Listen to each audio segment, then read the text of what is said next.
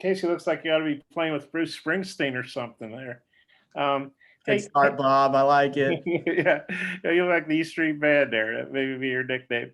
Hey, we know you should have gotten drafted and got a nice bonus and be started on your pro career if things hadn't happened like they did. But Dave Van Horn was saying the other day, you've really come back with a great attitude, and the guys have all talked about how big it is that you're back. Just kind of what's this been like for you, this experience? Well, yeah, obviously it's something we've never been through before as, kind of a country and baseball program. It was just kind of a weird year, and this isn't how I thought it would end up. But I mean, I was in a different situation than a lot of the guys that decided to not come back for their next year. I mean, you can't say no to this place, and I've said no to it, or I've said yes to it twice now. I just love it here. Just this being a second option for me is incredible to be back here with these guys and this coaching staff and just this community. It's unbelievable. I didn't mess up my choice for sure. As good as you were last year, how do you think you're better now or will be better in the spring?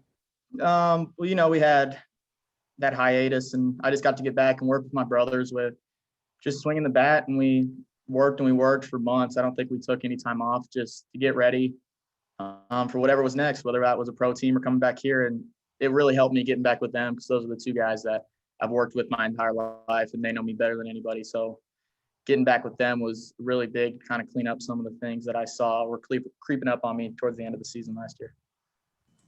All right, Seth. Casey, when you came back, did you have a concerted effort to be a leader in this locker room? Well, yeah, absolutely. I think that just comes with my personality. I've always been that way since I was a sophomore and I took over the starting role. That's just whether I get voted captain or not, I'm going to be a leader on the field just because I have to be. The pitching staff needs it.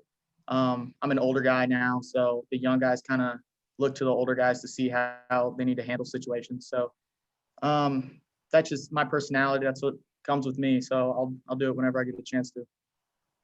And you mentioned hitting a little bit is what you worked on. Is that really been your focus over this fall and looking forward into maybe the draft?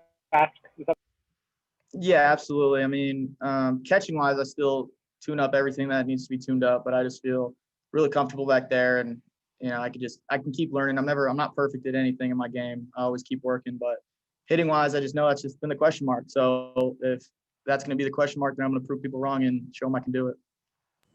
Jason? Well, wonder about Lockhart's outing today, what you thought. He got out of some jams. You guys had that play at the plate. His outing today compared to his relief outing the other day, and just the pitching staff overall today as well.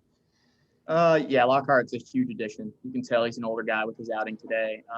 Last outing, I think he was used to starting, like he said. Obviously, he wants the command. He wants to go through the lineups a couple times and attack guys differently. So, you could tell he's got 4 pitches that he commands, and he knows how to attack guys. So it makes it really easy on me to have an older guy that knows what he wants to do, and I'm just back there to support him and do what I can.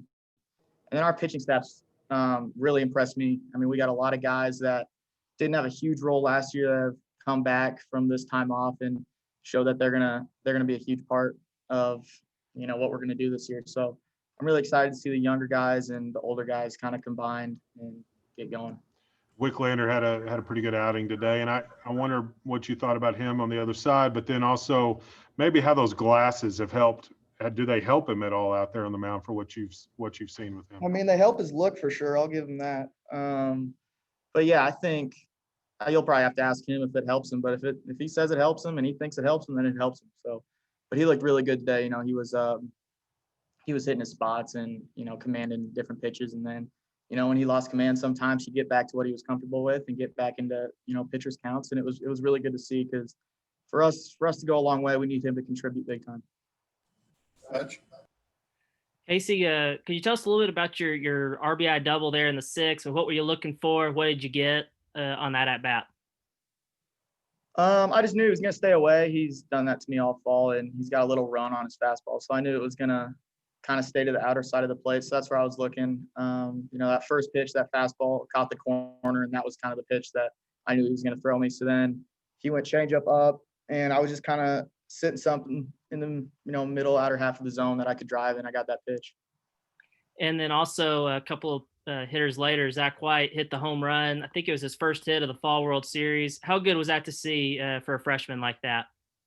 Oh, it was awesome. I mean, me and Nesbitt were working at the camp that he was at, that where he was discovered last year. So it was kind of crazy that I thought he was younger, and then he came into here and he kind of impressed all of us with, just the way he handles the bat and the way he's been working. So it was awesome to see that. I know that's a huge hit for him. It's always fun. I remember my freshman year hitting a home run, and it was a cool story to tell nowadays. But I'm excited for him. We'll go back to you.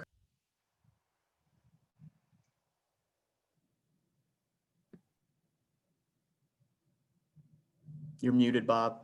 Yeah, I had to double on you. I did it in the corner and then across the big bar. But I'm kind of getting the hang of it. I had a couple here about Robert Marsh said yesterday or whenever we were talking to him that, you guys were welcoming obviously in the spring, but he didn't get to spend a lot of time with y'all before things got shut down. He said he feels a lot more comfortable. I think he said he actually felt like a little bit of a misfit or something in the spring, but he said he feels a lot more comfortable going through fall ball. What have you seen from Robert in that regard? And then I had a follow-up question. I mean, you've just seen more of the same. He came in after winter break, and he surprised everyone. Everyone knows that. Everyone in Arkansas was like, this 17-year-old kid coming in and doing what he was doing was incredible. So I'm sure it's a lot more comfortable for him now, getting to meet all the guys, getting to know what a daily routine is, game days, going through the fall. I'm sure it's a lot more comfortable for him, but he's going to be a huge part of this year, and he's going to have a really good year. And, they always talk about strength up the middle defensively, with you at catcher. Obviously, you got Christian in center. And then I guess we don't know for sure what's going to happen. It looks like Robert and Jalen Battles might be the double play guys there, wherever they're at. What have you seen from those two guys when they've played together on the same team?